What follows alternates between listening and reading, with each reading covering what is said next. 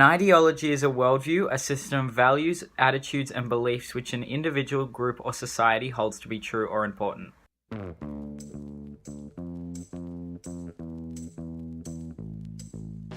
Ideologies can be seen in film through their codes and conventions. They can be shown in the angling of a shot or the phrasing of a line. In this video essay, I will be using two films that have a political agenda as examples of how ideology is presented in film. Both use and manipulate typical film conventions in order to influence their respective audiences.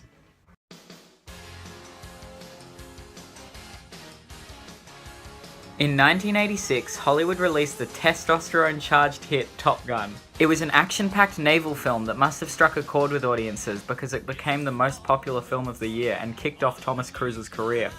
The film was quite politically loaded, holding conservative and Reaganistic values.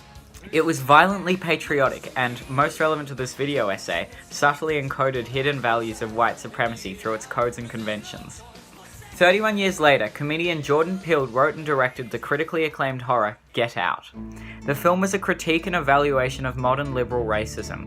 It wasn't targeting the racism that most usually think of when confronted with the word, the swastikas and slavery, but in fact the current post-Obama microaggressions and appropriation of culture.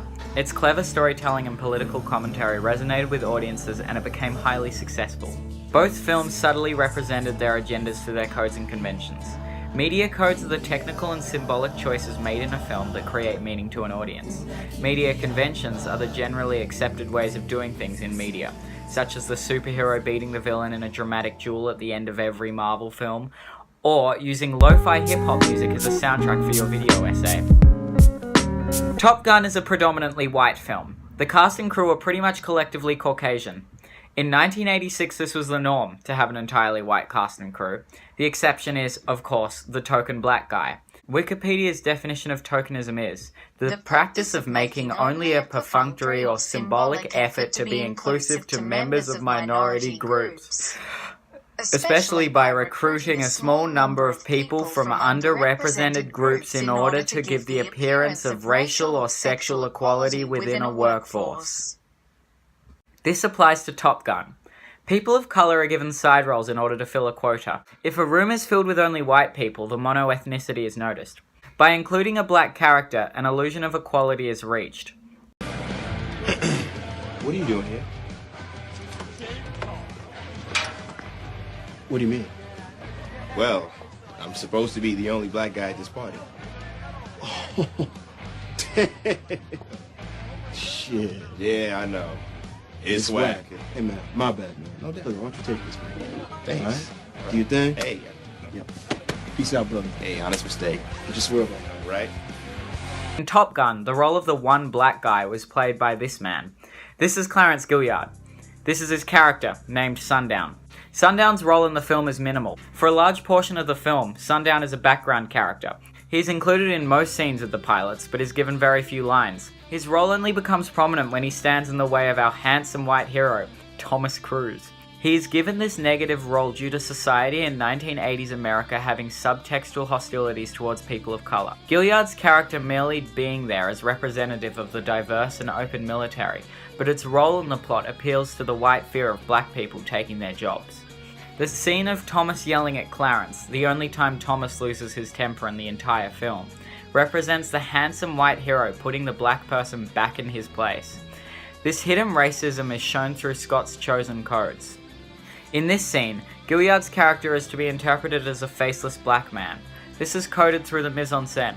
All the helmets in Top Gun have the characters' names on them, but in this scene, Sundown's name cannot be found on his, despite the fact that it had been there in the previous scene. This subtle costume choice removes his identity and persuades the audience to perceive him as an unidentifiable black man. In addition to this, he is wearing dark glasses, which restricts his face and furthers the anonymity. Because of these costume choices, he loses any character he had and becomes the anonymous black man, representative of the entire African American population, instead of an individual with a name and face. Because of this, audience members see Thomas asserting his white dominance over the cocky black man, not Maverick lashing out in grief at Sundown, whose name is another essay in itself. The hidden ideology of white supremacy is represented through Cruise's acting also. His choice to yell and lash out at Gilliard physically appeals to the notion that any black person overstepping their line should be put back into their place. their sunken place, if you will. This choice of acting appeals to the audience that are uncomfortable with the black man having an opinion and an impact on the plot. It appeals to the audience who prefer a silent and token black guy instead of one with character. Its hidden white supremacist ideology is furthered when, after this scene, Sundown becomes a silent token again. Cruz's yelling was, on a surface level, representative of his state of mourning after the loss of his partner. On a less overt level though, it was a subtle way to tell Sundown to go back to his place, the silent black guy. A convention of Hollywood films at the time was to follow the story from a white point of view. Relatable lead characters that audience members were compelled to identify with were almost exclusively white. This was a result of the film directors at the time considering their audience to be predominantly white Americans and casting the roles in alignment with that. Thomas Cruise's character was white for this purpose, and Gilliard's was the reverse effect. Any black character with narrative prominence must be an outsider and viewed from the white perspective. Get Out was hugely influential and original because it did the exact opposite of that. It was a horror that was made with a black audience in mind, and framed the story from the perspective of an African American person. The convention in horror is to have a white protagonist, and therefore any black character is written in from a white point of view. In choosing to cast African American actors as protagonists, director Jordan Peele flips the convention on its head. A good example of the overturning of this convention is in the cold start to the film. It opens with an African American man walking through the white suburbs at night. In the first few lines of the film, he expresses his discomfort with his environment. It's crazy. You got me out here in this creepy, confusing ass suburb. The fear in this scene, of being a black person in a white neighborhood after sundown, is relatable to an African American audience.